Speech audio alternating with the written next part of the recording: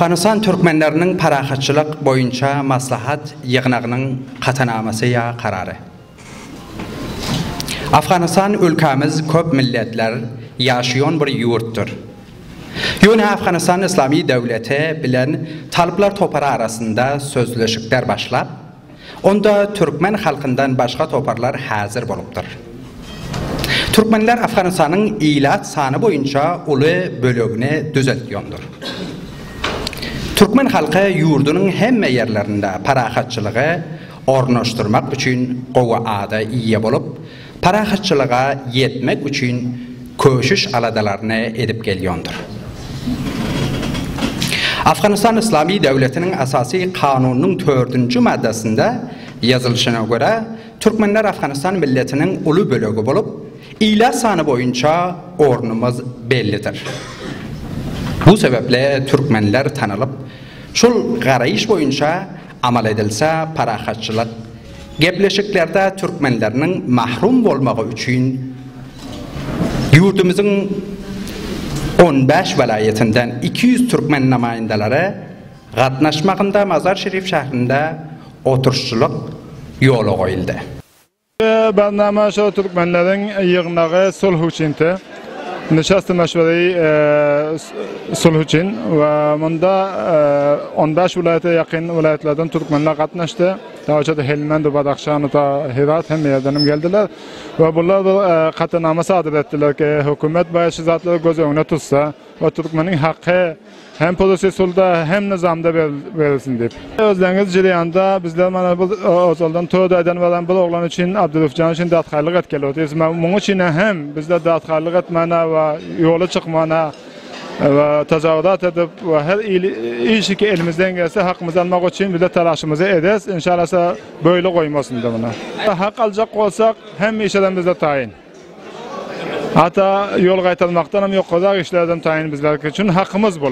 Bunu bizler hayrati dilemiz yok ya bunu bizler tuhfe dilemiz yok. Bu bizden hakkımız çünkü şu yurtta bizler 5. oğlunda duz ve 4 milyondan köplük Türkmen var. Hala çeli bu prosesulha hiç bir Türkmen alınmadı. Bu yüzden bize bu hakkı dile almamız gerek. Hükümeti paylaşımcılık ki Türkmenlerin adide görmesin. Türkmenlerin hem kedirleri var, Türkmenlerin hem edelmen adamları var. Ve bunlar her kaysi edilecek işleri var. Bu yüzden hem nizama hem prosesulha Türkmenlerin koşmağını istiyoruz. Bizler hem Türkmenler bolup, yani 3,5 ila 4 milyon Türkmen Afganistan'da yaşıyor. Kanun asasıyla da 5. bizlerin adımız yazılan ve nüfusta da aynı şekilde bizler sul istiyoruz. Hemişe sul taraftarı ve mana Duha'da da Türkmen'den hiçbir namayende almadılar. Rusya'nın celsesinde de almadılar. Mana önümüzde Türkiye'nin celsesi var. Umut ediyoruz. 4-5 nefer Türkmenlerden hem namayende alırlar. Çünkü köp bir tasirguzar Türkmenler hemişe abadanlık ve sul farahatçılık için Türkmenler hemişe Afganistan'da şonun için işlev oturup şonun için hemişe hükümetin bir kaptalında da hiçbir vakit muhalif hükümete xilaf çıkanda aldılar. Eğer de bu önümüzdeki sulda sahim vermeseler Türkmenler ondan sonra Kabil'de, Mazar Şerif'te, Herat'ta, Kunduz'da, Faryab'da, Cavizcan'da, çiziki vilayetlerde Türkmen köp yaşayan olsa şurada bizler aksilamallarımızı görkezecek.